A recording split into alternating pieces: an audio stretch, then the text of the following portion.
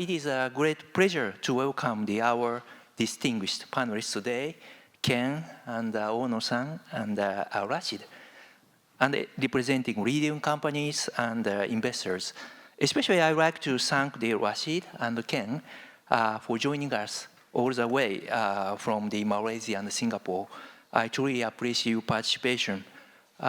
Before we begin the panel one, as a moderator, let me briefly explain the setup for the panel one. Next slide, please. Yes, we will have, as Toriumi-san explained at the first speech, that we will have the two panel discussion today. Panel one will focus on how investors effectively use the information disclosed by ISSB standard and how companies prepare and report useful information. And the panel two will bring together also the prominent investors from the Asia-Pacific region to discuss how to accelerate the adoption of the ISSB standards in the Asia-Pacific region. Next slide, please. Yes, and before we dive into the panel one, let me touch on the ISSB Standards Seminar Series organized by the Securities Analysts Association of Japan, so this Analyst Association, and with the support of the IFRS Foundation Asia-Oceania office. It was held over a 2-year period beginning in August 2023. The objective of this series was to help financial analysts, particularly analysts who are not specializing in the sustainability issues, help them use the information disclosed by ISSB standards and also effectively for corporate value analysis and investment decision making. As you can see on the screen, the seminar was held 9 times and discuss specific issues associated with applying the ISSB standards. Next slide, please. The seminar was joined by the 6 prominent Japanese companies and 18 Japanese analysts as panelists in total. Through discussion between the analysts and companies on the ISSB standards, we have obtained many valuable insights. Also, the format, as you can see on the picture on the screen, bringing together analyst companies was very well received by the audience, and some session has attracted more than 5,000 views. If you are interested, please feel free to access the QR code shown there. But however, I noted that the content is only available in Japanese. And in this panel, I'd like to build an insight from this ISSB Standards Seminar Series and broaden this perspective to the context in Asia-Pacific region. Next slide, please. Today, we'll be discussing these 5 agendas on the screen. I suppose that each of those topics are the area where investors and companies are engaging in intensive discussion in the application of the ISSB standards. Next slide, please. Yes. With that, we'd like to begin our panel discussion. Our first agenda is the expectation and the challenges of the ISSB standards. This agenda was discussed in the ISSB Standards Seminar Series, and we had valuable opinions, as you can see on the screen. Both companies and analysts welcome the convergence of the sustainability disclosure standards, and analysts expect not only disclosure improvement, but also enhancing corporate governance, corporate value, and resilience through the process for preparing disclosures by ISSB standards. In other words, so analysts expect benefit from ISSB standards beyond better disclosures. And from corporate side, companies hope that investors should make more actively use the sustainable information. That is a kind of the criticism toward investors. As investors always criticized by the companies, we are not using the sustainable information enough. And lastly, the companies highlighted the need to strengthen internal system, including breaking down the organizational silos and improving the understanding of CEO and CFOs. So now I'd like to invite our panelists to share their views on this agenda. Ken, may I start with you? What expectation do you have for the ISSB standards from investor perspective? Good afternoon, everyone. Before I begin, I just want to thank the organizers, SAAJ, for the invitation, and also to set the context, right? Previously, the speaker from the FSA had mentioned about Japan's own, 10-year plus journey in corporate reform that has taken the Nikkei from 10,000 to almost 55,000. So clearly, sustainability and ESG-related and corporate reform is not just about reporting, but very much about value creation. So I just want to set that context before responding to the question. Now, as an investor, I've been investing for more than 20 years globally across both public and private markets. And I just want to echo some of the points that were mentioned by Emmanuel, Faber as well, which is the ISSB is a movement, a global movement towards three things. Number one, financially material information about value creation in companies. Number two, that at the end of the day, the information is useful for decision-making. Decision-making for executive management of the company, but also information that's decision-making useful for investors, right? And thirdly, it's also about having globally comparable information that can be passported and for investors to be able to compare within the same sector, how do companies compare against each other? So that's what I hope to see, and I believe we are already on that journey. Thank you, Ken, for insightful comments. As you know, Japan or JFSA is currently revising Japan Corporate Governance Code, and I'm a member of the council as well. And positive comments from you, like the prominent investor like you, is very greatly appreciated. Thank you very much. And I'm sure Japanese government is delighted to hear his comment. And I also agree with the point that the introduction of the ISSB standards is positioned in the roadmap of the Japan's corporate governance reform. So I fully agree with you. Now we'd like to turn to the corporate perspective. Ono-san, could you share your view? Good afternoon, everybody, and good morning and good evening to the audience from the outside of Japan. So my name is Kaori Ono. I'm the Sustainability Executive Officer of Ajinomoto Group. And first of all, I also would like to thank you to the organizers and George-san, the moderator, for having me as a panel for this great session. So as a company operating globally, we have already been responding to multiple sustainable disclosure frameworks. And for this time, ISSB standard comes, and this is a kind of special for us because this is a quite important step toward enhancing international comparability of disclosures and establishing a clearer common language with investors. Furthermore, as we proceed with disclosure requirement, we believe that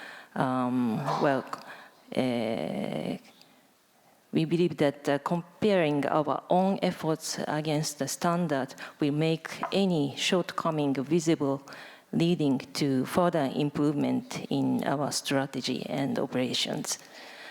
Of course, we recognize that maybe we need more effort to have advanced and detailed disclosures, and this could create some burden on our side.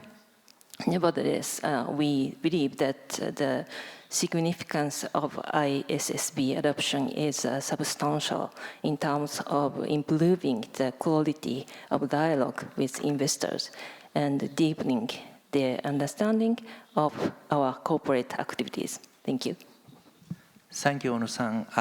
In your comments, I was particularly impressed with the ISSB standards are not only improving the disclosure, but also help clarifying the enhancing the corporate strategy and operation. And that is in line with what Ken said, and also analyst expectation I explained earlier. Thank you very much. So, Rashid, may I ask for sharing your views? Thank you, George, and also thank you to the organizers for inviting SD Gatri to basically share some of our views on this. I think from my point of view, it's echoing similarly what I was mentioning just now. There's a few points to note. Number one, also to add a bit of context, in Malaysia itself, the Securities Commission, the regulator in Malaysia, they've launched the National Sustainability Reporting Framework a couple of years back. And then they've already developed a roadmap where companies, listed companies would need to adopt the ISSB standards S1 and S2 starting from this year onwards. And this year will be the first tranche of companies. And as Gatri, we are one of the first few which would need to comply with this. And our ISSB S1 and S2 report should be coming out in the next 2 to 3 weeks by the end of this month, if everything goes well. So with regards to the ISSB framework itself, just a few points to add to what was mentioned just now. I agree with what Ken mentioned just now, that at the end of the day, the reporting itself is the outcome of the work that we are doing. We have to remember that at the end of the day, there is probably 90%, 95% of the effort, which is actually the work that's being done on the ground around climate, around human rights, around labor, around community, which needs to be done, which needs to provide value to the organization before it actually ends up in the report itself. So the report itself is essentially an outcome of the work that's happening on the ground. Second point to note is also to emphasize what Ono-san mentioned just now with regards to standardization. Because, at the end of the day, previously we've always been faced with so many different standards and frameworks which are requested by a wide range of stakeholders. And our hope is that, the ISSB would then be able to, sort of rationalize and also reduce the sort of cost of compliance with regards to disclosures and reporting. And the third point is also then, because of the way that the ISSB standard works, the hope as well is that, the conversations that we have from investors move from, the sort of CSR sort of talk to more financial materiality. So to demonstrate that, the work that we do around sustainability, around responsible practices, around ESG, demonstrates financial impact to the organization and creates value to the organization as well. And those are the sort of conversations that we should be having with our investors. So I'll leave it there for now, and we can discuss further in the next sections. Thank you, Rashid. I read your company integral report 2024. Or this one, and also the sustainability report, and I clearly understand your company's high-level reporting capabilities, and a very good, excellent report from investor's perspective. And I'm also encouraged to hear that you will publish the integral report that complies with the ISSB standards? This year, okay, so that's great news. And your comment about moving away from the CSR-oriented mindset sounds very candid and very insightful opinion for me. In fact, many Japanese companies also face a similar situation as well. I believe that many Japanese companies need to reconsider how they use the term materiality in their financial reports. So that is they have the same issue in preparing the disclosure by ISSB standard. Thank you very much. And so, next slide, please. So let's move on to the agenda 2, responsive to the introduction of ISSB standards. For this agenda, we will begin with the short presentations from companies on how they are responding to the ISSB standards. Ono-san, may I start with you? Yes. May I ask you to? Yes, thank you. So could you go to the next slide? So let me start with a brief overview of the Ajinomoto Group. Our corporate purpose is to contribute to the well-being of all human beings, our society, and our planet through what we call aminoscience. Founded in 1909, we now operate in 31 countries and regions with 121 group companies and 117 production sites worldwide. Our core business includes seasonings and foods, but also the healthcare and other businesses. In fiscal year 2024, our sales reached about 1.5 trillion yen, with a well-balanced regional presence across Japan, Asia, the Americas, and EMEA. Next, please. So based on this global footprint, we have identified our material issues with a clear focus on maximizing Ajinomoto Group shared value, or ASV. For us, sustainability is the fundamentals of our ASV management approach. We aim to strengthen competitiveness while addressing social and environmental challenges. Our materiality has been organized into 6 key themes, shown here, through discussions with external experts who represent multi-stakeholders. By mapping risks and opportunities in these themes, we set targets and KPIs that aim not only to mitigate negative impacts, but also to generate positive impacts. Through these initiatives, the Ajinomoto Group are enhancing business resilience and creating growth opportunities, thereby achieving the maximization of ASV, co-creation of social and economic value. Next, please. So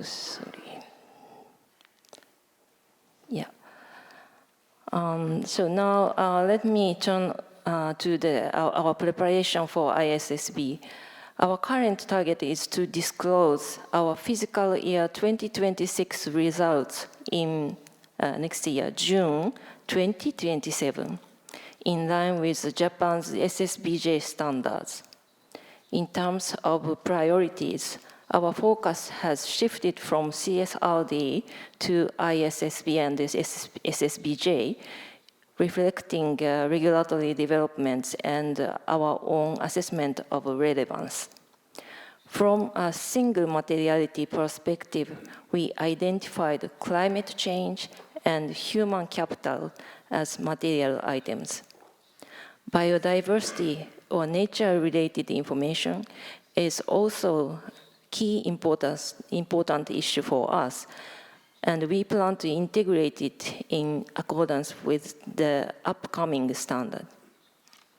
At the same time, we are working to strengthen our data collection processes across the group, including clearer definitions, boundaries, accuracy, and timelineess. So next, please. To support this effort, we had established a Sustainability Disclosure Task Force some time ago. The task force is overseen by the Sustainability Committee, together with a steering committee that includes executive officers and the general managers from relevant organizations. The Secretariat is jointly managed by the Sustainability and Finance departments, highlighting the close connection between sustainability and financial management. So our goal is not only to ensure compliance with such statutory requirements such as ISSB and CSRD, but also to embed sustainability more deeply into business strategy and management decision-making. At the preparatory phase, toward our first statutory disclosure, we utilized this task force to build internal consensus while steadily advancing our disclosure readiness. Next, please. So finally, I would like to briefly touch on why this is so important for us. We believe that high quality and decision-useful sustainability information enables deeper dialogue between companies and investors. This, in turn, supports more informed long-term investment decisions. For the Ajinomoto Group, ISSB disclosure is not just about compliance. We see it as a shared foundation for better understanding long-term value creation, risks, and opportunities. So that's all from my end. Thank you very much. Thank you, Ono-san, for excellent presentation. Now, Rashid, could you start your short presentation? Thank you. Can I have my slides on the... Okay, next slide. So just a brief introduction of us, SD Guthrie. We are one of the world's largest producers of certified sustainable palm oil. We produce roughly 20% of the global production of sustainable palm oil. So what that means is, if your product has certified sustainable palm oil in it, there's a 1 in 7 chance that it was actually grown in one of our estates globally. Next slide, please. We are a company which was established more than 200 years ago. And these are just some of the numbers of our company. I mean, for example, we have more than 80,000 employees globally. We are also largely owned by the various pension and mutual funds of the government of Malaysia, roughly more than 70% of our company as well. And we operate across the entire value chain of the palm oil industry, all the way from R&D to nurseries, to estates, to mills, to refineries, to products. And our upstream operations are spread across Malaysia, Indonesia, Papua New Guinea, and Solomon Islands. And the oil that we produce basically goes all over the world. So we have refineries in the Asia Pacific, in Africa, in Europe, in UK, and US. So it goes all over the world. Next slide. So with regards to on the sustainability side of things, we believe that us as a company, we provide a positive impact to people, planet, and nature. So we have this Beyond Zero framework, which talks about our commitments to go above and beyond just reaching zero. So for example, under our zero pillar, we were the first palm oil company to have our net zero commitments validated by the Science Based Targets Initiative globally. Under the Restore framework, we are now also working to basically restore and conserve up to 100,000 hectares of land within our concession areas and within our supply chains. And under the Transform pillar, which is looking at transforming life and livelihoods, we are working with more than 50,000 smallholders globally to basically improve their lives and livelihoods. So these are just some of the examples that we are doing. Next slide. And we have been demonstrating progress in the work that we're doing around sustainability. So for example, on our net zero side of things, this is 2024 data. The 25 data is not out yet. But in 2024, we've already achieved a 23% reduction of our Scope 1 and Scope 2 against our baseline. With regards to traceability of our supply chain, we are already 100% traceable to plantation for our own mills, and we are progressing in our deforestation commitments. Some other numbers which is of interest there as well is we now have more than 51,000 hectares of land which is currently being conserved as conservation set-asides in our area. And on the Transform side of things, more than 37,000 smallholders have already benefited from the programs that we've implemented in our operations and in our supply chain. Next slide. So talking about the ISSB standards S1 and S2, I mentioned just now that the regulators in Malaysia, we will have enforced that listed companies to adopt ISSB requirements. So our report should be coming out in the next few weeks. And essentially, if you look at the content of the report that we have, is essentially, there will be a statement from management, and then there will be similar sections as in a financial statement where we talk about the basis of preparation of this report, the overview of the group and our value chain, the reporting boundary, and importantly, things like judgments and measurement and uncertainties that we adopt in our disclosures. So things like where do we apply significant judgment in coming up with assumptions, for example, and where are measurements there's a level of uncertainty in some of the measurements that we do. And then underneath that, we also talk about the sort of climate-related risks and opportunities, the nature-related risks and opportunities, and also other sustainability-related risks as well. And the key information that we need from drafting out, this sort of information are things like, time horizon. So we define time horizon as, 2025 as immediate term, 2030 as our midterm, and beyond 2030 as long term for us. And the sort of assessments with regards to financial impacts are then calculated based on short term, medium term, and long term. And this is where we work very closely with our finance team to basically sort of identify the sort of things which are included, which are basically included in there, and how it links to the financial statements itself. So things like our climate adaptation strategies, we are implementing bunds to basically avoid flooding in our operations. Those are then included in, for example, capex line items or opex line items to basically maintain those sort of things. And those sort of things are then now included into our disclosures in our report. So these are some of the things that we will be disclosing in our report. But one thing to bear in mind is because our previous reporting has always been aligned with our TCFD requirements. So our transition from TCFD to ISSB S2 has not been too difficult, because a lot of things have already been disclosed previously. The key difference is essentially, the linkage to financials, and how do we then need to then link everything to the line items in our financial statements. Next slide. And this is just a process of what we did. So essentially similar to Ono-san mentioned just now, it is a joint effort where we set up a steering committee where the chair of the steering committee is myself and our chief financial officer. And we actually then had a task force to actually work to identify the various sustainability risks and opportunities, and then work with the various teams to actually collect the data. And then there's work with the financial teams to then assess the financial impacts for each and every one of the SROs which was identified.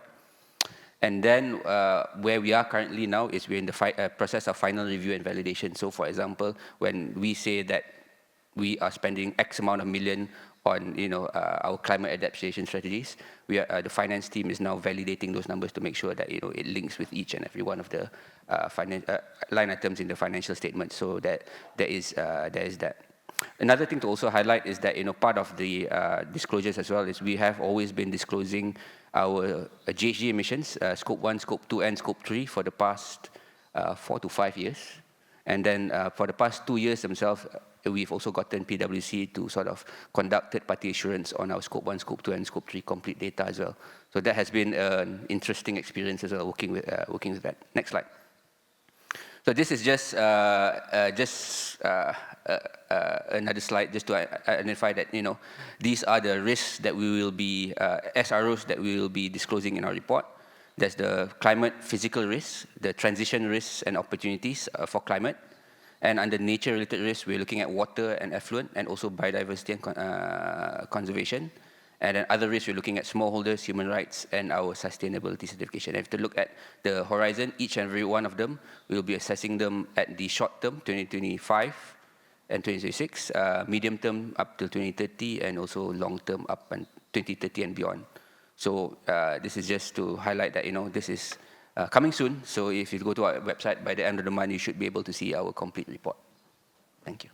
Rashid, thank you very much for excellent presentation. And I want you to see your ISSB-Aligned report before this panel. So next, I'd like to return to the investor perspective, Ken. As an investor, what do you consider the most important thing in the disclosure by ISSB standards? And if you are familiar with either the Rashid or Ono-san's company, please share any thought on their presentation as well. Firstly, I want to really congratulate both of the companies. Both have very, very advanced sustainability strategies. And for me, it's also extra exciting because I actually analyzed both of these companies in the early 2010s. So it's really interesting to see the journey and the evolution. So maybe just 3 observations from me about both the presentations. I think the first thing which really stood out to me is both of the companies are actually over 100 years old. really having gone through many rounds and phases of transformation. And I think it also shows that these companies are really long-term oriented, and them executing on a sustainability strategy today is also different from 10 years ago when I first analyzed them, because at the end of the day, and this is one of the things that I personally believe, which is that sustainability and ESG trends are currently rewiring the business world and driving business value. I think the second thing that really stood out to me was how the overall sustainability strategy was framed at the strategic level and also at an enterprise-wide level. So both the companies talked about sustainability strategy in the context of overall business strategy, and the fact that to operationalize that sustainability strategy, you needed to involve definitely the executives, you needed to involve finance, the CFO, the strategy function, the risk function, together with the sustainability function. And that was the second observation. As well as the fact that all of this was used for corporate decision-making, right? And not just reporting for the sake of reporting. So that was the second thing that stood out to me. And the third thing that stood out to me was really the very clear linkage of some of the what you call ESG or sustainability topics to key financial value or key strategic value to each of these businesses. So maybe I'll be a bit specific here.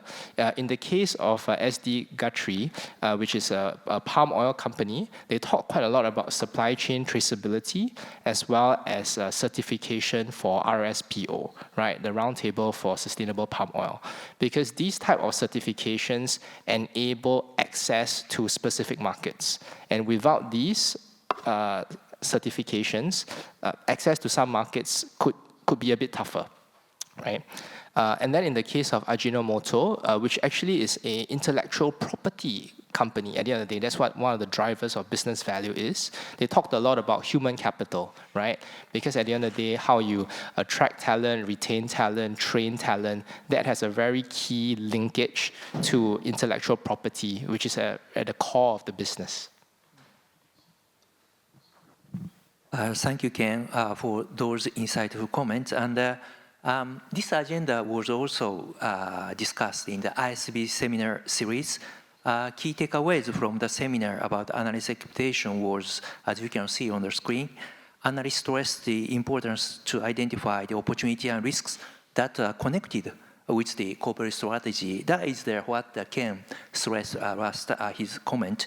And also analysts think the disclosure on the governance strategy and the metrics and the targets in the core contents shall be disclosed in a connected and coherent way. So I have actually read the Ajinomoto's report, I mean the Ono-san's report and the Rashid report, and I believe that both companies will respond to the Ken's expectation and the analyst expectation I raised earlier now. And I would like to share that Ajinomoto integrated report, I mean Ono-san's report, this one, received highest award from the Japanese investor in 2021. Congratulations, Ono-san. Thank you very much. So next slide, please. So now as an additional item under the agenda 2, let's move to the discussion on the usefulness of the ISSB standard. In Japan, when developing the Japan Sustainability Disclosure Standards, there was an very intense debate over whether the ISSB standard shall be considered or may be considered. And in the end, Japan had decided shall consider status for ISSB standards. As Faber, ISSB chair, mentioned earlier in his video message, I think that how to further develop and efficiently use this ISSB standard, which was originally developed in the United States, is crucial not only for Japan, but for the Asia-Pacific region and the rest of the world. In the ISSB Standards Seminar Series, we discussed these ISSB standards. And as you can see, as the key takeaways are shown on the screen, and basically we heard the positive views from the analysts, like the disclosure topics in the ISSB standards are essential for understanding the company situation. But at the same time, some analysts pointed out that disclosure topics tend to focus more on risks and less on opportunities. And both analysts and the companies agreed that some disclosure topics need to be adjusted and further developed to reflect business model or company and jurisdictional circumstances. So Ken, from an investor perspective, why are the SASB standards important and how do you use them in practice? Could you share your view? Sure. So personally, for me as an investor, when I was asked to build out the sustainable investment research capability at my company, at that point, this was about 5 years ago, as Emmanuel shared previously, there was more of an alphabet soup of frameworks than there are today. And when I started to look at which framework was actually useful for investor decision making, I think the SASB standards really stood out very clearly. And personally, I've been using that in the underwriting, the evaluation of companies, as well as using that to guide engagement with companies ever since then. So what are the SASB standards? The Sustainability Accounting Standard Board is actually a framework established by investors for investors. So it has 77 different subsectors. And in each of them, they give you the 5 to 7 financially material ESG topics that are likely to matter for that particular subsector. It goes further than that. For each of them, it also gives you a guide for what some of the metrics you might use. And in addition to that, it gives you some questions that you might be able to use to engage with companies to understand this better. And finally, if you actually dig deep enough, for each of these topics, it actually also tells you which financial line item it impacts and the magnitude to which it impacts it. So it's actually quite a useful framework for investors and one that we use. Now, I understand from the corporate standpoint some of the concerns. So I think from an investor standpoint, what I'll share is that the way I use it is really as a starting point for evaluation and consideration and engagement. It's not a fixed framework and not meant to be a penalty box. And I also want to put some historical context here, right? If you think about corporate accounting, that the standardization movement in corporate accounting began in the 1970s, right? So it's actually been 50 years since then. Whereas for corporate sustainability reporting, we are basically in year 4 or year 5, as Emmanuel had mentioned just now. So I think it's a good starting point, and with quite some ways to go. Thank you, Ken, for sharing the concrete example. And before the panel, we talked about SASB standard, and I think that as far as I know, you are one of the most advanced users of the SASB standards and among the investors. So I hope you will continue to share your those practice more widely and among the investors, and we welcome your thought always. Yes, and next I'd like to hear views from the corporate side. How are you using the SASB standards in your reporting, and what challenge are you facing? Washid, could you start? Yeah, thank you. So I think on our side, in the process of preparing our ISSB report, part of the ISSB standard, you're supposed to, what's the term they use, refer and consider the SASB indicators. So what we did was we did refer and consider. So when we look at the sort of material SROs, sustainability risks and opportunities that we want to disclose, we would then refer to there's the SASB agricultural product standard, which is basically something which is supposed to be customized to a company within our sector. And basically we then looked at the sort of indicators which were listed down there. So to give you an example, one of the areas that we are looking at is things like workplace safety and health. And then under the SASB standard, there is things like the frequency rate of incidents, the severity rate of incidents, and also the rate of fatalities as well. So we took those sort of indicators because those are things that we've already been reporting. So that's the sort of process that we took. To take a point on some of the challenges that we faced with regards to the SASB sort of indicators is that essentially, like what you mentioned just now, Ken, is that the SASB indicators were developed with the investor in mind. Whereas, we as a company, we have a wide range of stakeholders. So we have things like, customers, civil society organizations, the general public as well, who may be interested in other sort of indicators as well. So we will also need to, try and strike a balance between complying with the ISSB requirements to consider the SSB indicators, to also take into account, the sort of wider interest from a wider range of stakeholders as well. So it is a balancing act that we need to do. Thank you, Rashid, for those insightful comments. Your point about the balancing disclosure for investors with disclosures for other stakeholders was particularly interesting to me.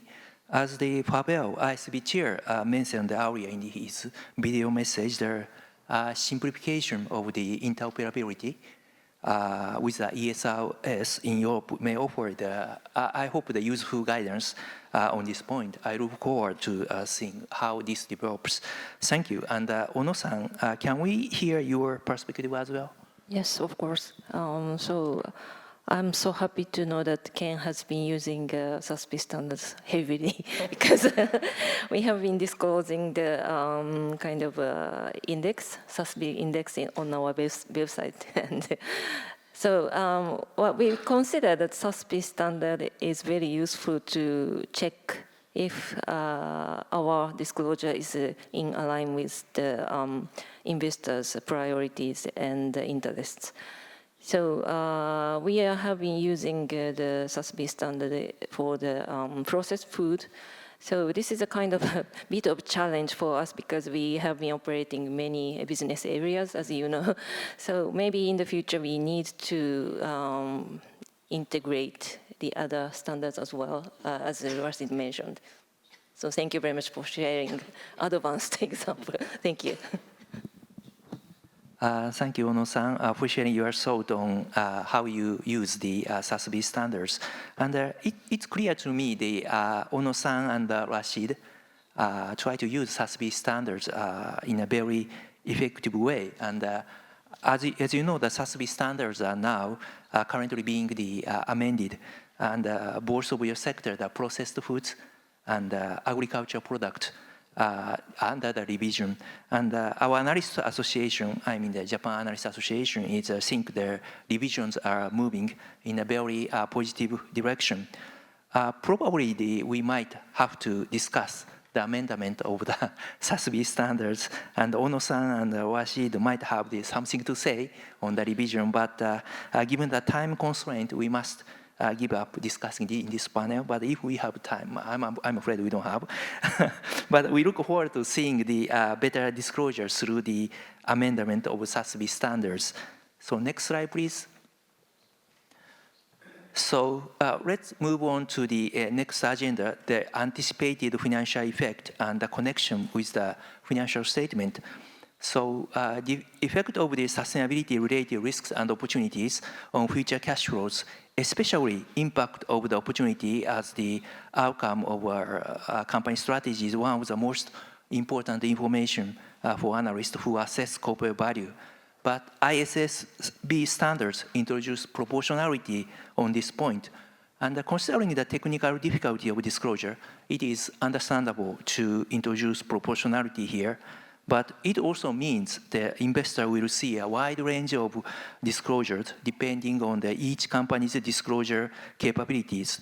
That's why the dialogue between the companies and the investors on how to disclose this effect is going to be extremely important. We discussed in the ISSB Standard Seminar Series, as you can see on the screen. And the analyst said that information about impact on the financial position, financial performance, and cash flow is critical for forecasting the future cash flow. And even qualitative information indicating the direction of the performance are useful. Analysts also considered it effective to disclose metrics, KPIs, and a clear time horizon along with the update of progress is useful. And from corporate side or company side, companies think it is difficult to quantify impacts directly, but they can show companies said they can show the impacts by connecting information between sustainability strategy, business strategy, governance, and executive remuneration. So, Ken, may I start with you? Why are anticipated financial effect and connectivity with financial statements so important for investors? And what type of the disclosure are useful for you?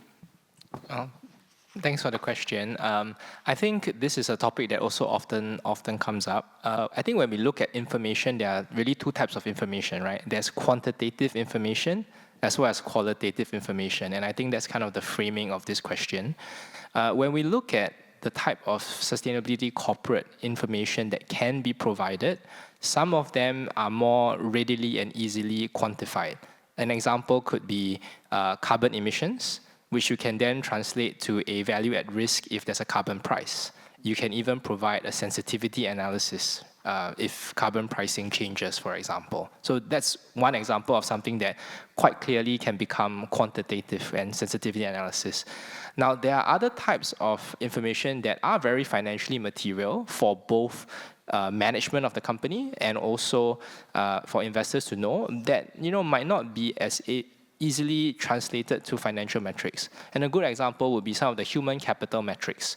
So for example, if you are tracking the employee turnover at a company where human capital is very important, quite clearly that is something that's important for management to know and understand. And something that investors will also be interested to know if it's reported on a standardized basis that's comparable over time. And actually even ideally across competitors in the same industry, right? So quite practically how that might look like is if there's a sudden spike in turnover in the same company over a period of time, then that's a bit of a flag for management to look into. So hopefully that gives a bit of a frame. And I think I agree with the framing of the question, which is, at the end of the day, identify what are the issues that are important to the business. What can be quantified should be quantified, but even if it can't, even tracking it, disclosing it, and having directional sense of how it impacts the business would also be helpful. Thank you for raising the specific cases, Ken, and your comment clarifies the importance of the financial impact for investors further. And also, I believe your points echoed what we heard from the Japanese analyst in the ISSB Standards Seminar Series. Now, I'd like to turn to the corporate side. Ono-san, may I ask you to start your comment? Yes, thank you. Well, we understand that this topic is quite important for the investors.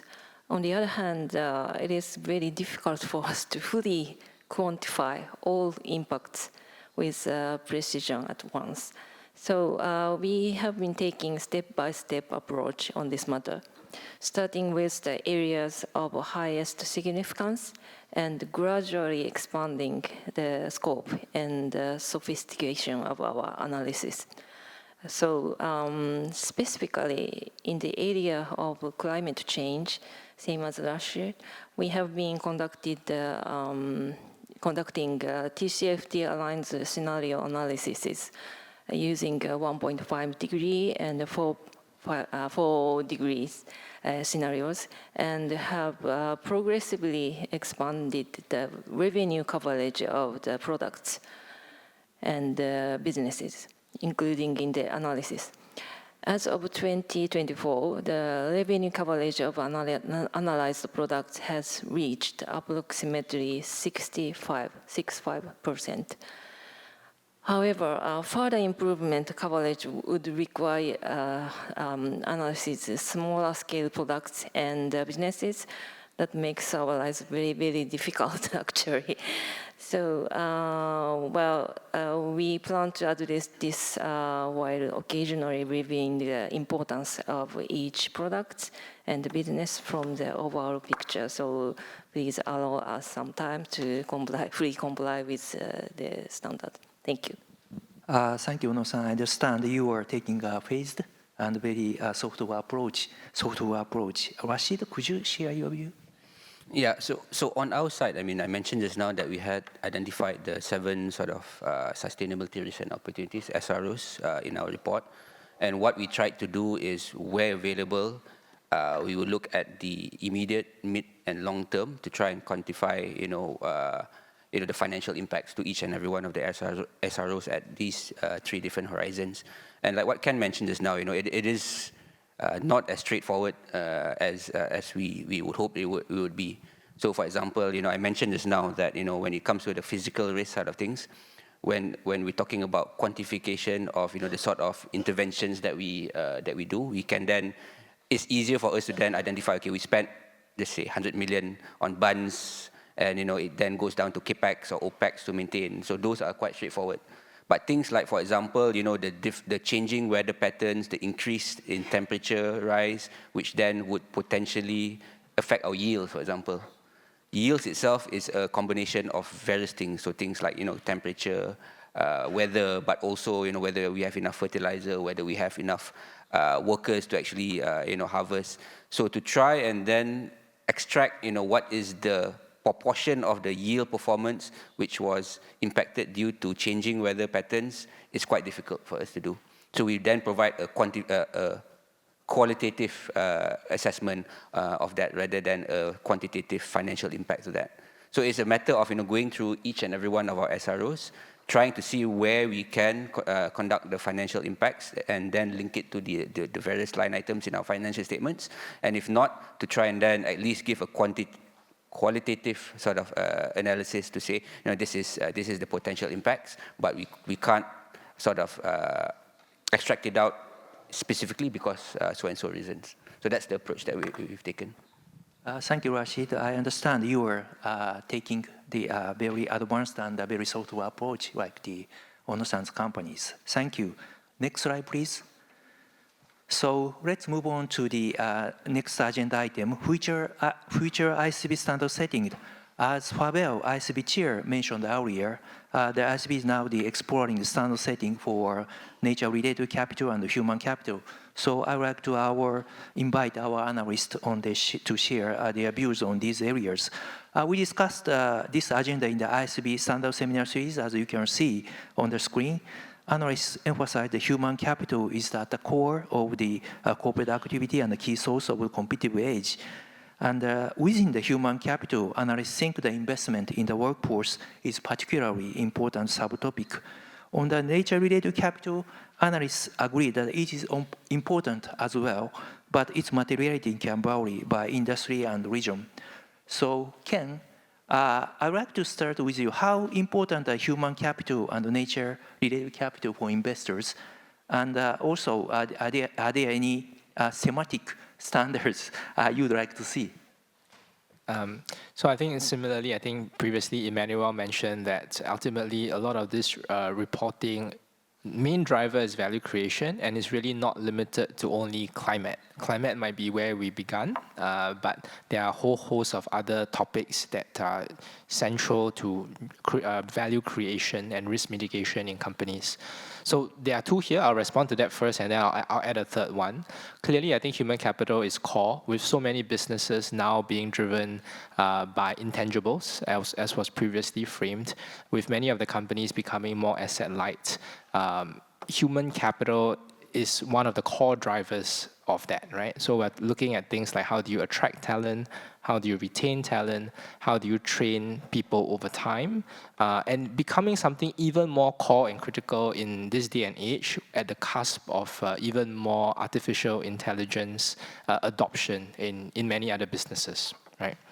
I think nature, for me personally, I look at nature a bit more sector specific. So it's kind of similar and together with the ISSB standards. So if I'm evaluating a company that's very dependent on nature, similar to SD Guthrie, then that is something that I would look into. And I think SD Guthrie did a very good job of identifying some of those dependencies, including on the climate, including on water as well. Another topic that I would like to share that I think is becoming even more financially material as time passes is really cybersecurity, right? As the world and more businesses are even more digitized and adopt artificial intelligence more, the vector or surface area for attacks on cybersecurity actually have increased. And even in the last 12 months, we have seen a whole host of companies that are not digital, so-called technology companies, real-world companies, be it car companies, FMCG companies, or even airline booking systems that have been disrupted and went down for periods of time because of cybersecurity attacks, right? And it's not just limited to the period of downtime and lost revenue, right? Some of these things have much longer-term impact, such as customer reliability and trust, right? For some of these, as well as potential for shifting of market share between competitors. So, yeah.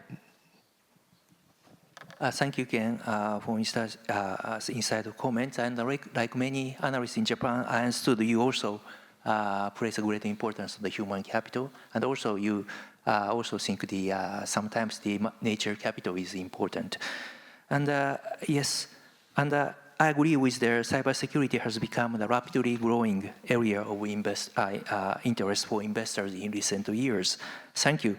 Now I'd like to turn to the corporate perspective. Rashid, may I start with you?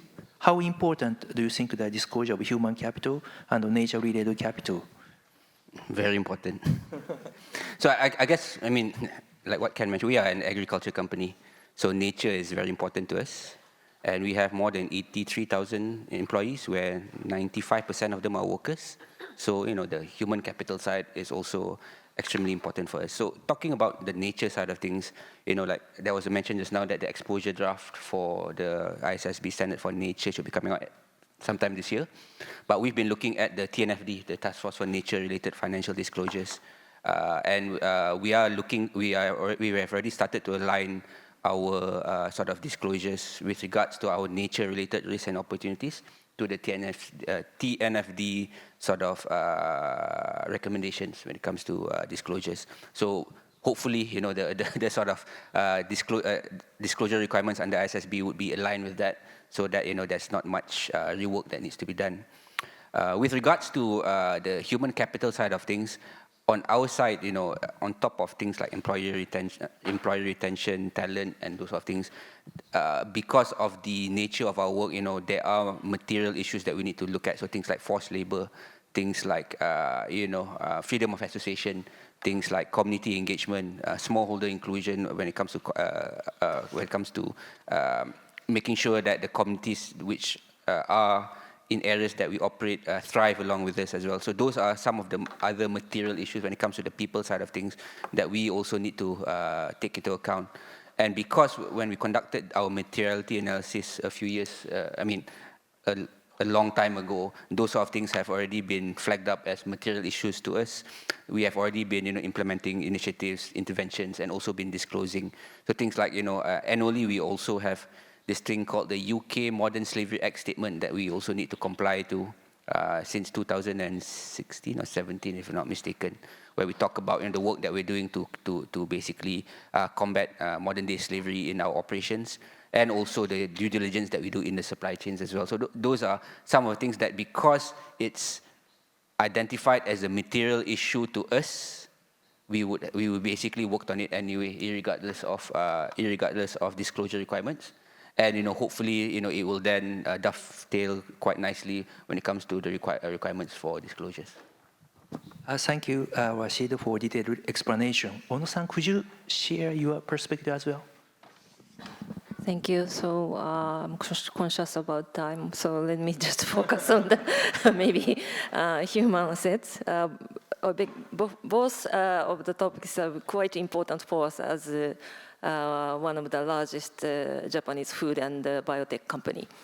But we think human assets are quite important because it is strongly connected with other intangible assets like customer assets, organization assets, technology assets.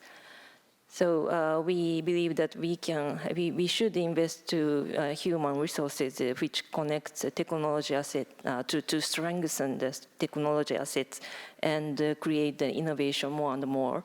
So disclosing our initiatives related to human assets, including challenges, we can demonstrate that the human asset is at the core of our value creation, while also enhancing our own efforts through the learning process that comes from the disclosure. For example, we have been disclosing the results of a correlation analysis between the employee engagement survey outcomes and the business performance. However, we are still learning phase to see how we can demonstrate the outcome of our efforts. Thank you. Thank you very much. For the nature of related capital, although I said its materiality about by industry and the business model, of course, the information about nature capital is the definitely material for both Ono-san and Rashid companies. And as Ono-san said, we used up the 1 hour here. So maybe we have no next slide, please. We have no time to discuss this. Sorry for my management. But we have the very insightful opinion. So before the panel, that I discussed with them, each of them, and my sense is those two companies are very, how to say, progressive or advanced in the disclosing Scope 3 greenhouse gases. And yes, so maybe there is no severe or intense discussion here. So, and Ken, of course, thinks that Scope 3 greenhouse gas emissions are very important. So that's my conclusion for Agenda 5. So sorry for my bad management of the time. And so as a closing remarks, thank you. So, I think that we have successfully covered all of our agenda items. So before I close, I would like to invite each of you to share a very, very brief final remark. Sorry, Rashid, please, from you. No, I think, I'm going back to my first point, right? That, at the end of the day, disclosures is the tail end of the entire process. At the end of the day, as long as the work that you do around sustainability or responsible practices creates value to the organization and addresses the most material issues which are important to you, that should be the focus. And at the end of the day, it will then feed into your disclosures if you do things correctly. Thank you, Ono-san, please. Yeah, so again, thank you very much for today's opportunity. So Ajinomoto Group believes that sustainability disclosure not merely compliance tools, but a shared foundation, as I said, for better understanding long-term value creation, risks and opportunities. And we very much look forward to the deeper discussion with the investors. Thank you. Ken, please. Once again, I want to thank the organizers for the invitation and for my fellow panelists for the insights. At the end of the day, as an investor, I come back to the point that I started with, that increasingly sustainability and ESG trends are rewiring the business world. And this journey is about value creation and risk mitigation, not really just about compliance or reporting. And the ISSB standard, the journey that we're on, we are 5 years into a journey. And well, we are making very good progress there, so we should continue. Thanks. Thank you, Ken. And as apology for audience, we have no time to pick up your question. I apologize. And thank you very much for truly constructive discussion today. And we could hear the wide range of perspective from both companies and investors. And I believe today's discussion will help advance the both disclosure and use of information prepared by the ISSB standard. With that, I would like to bring this panel to a close. Please join me in giving our panelists a big round of applause. Thank you very much.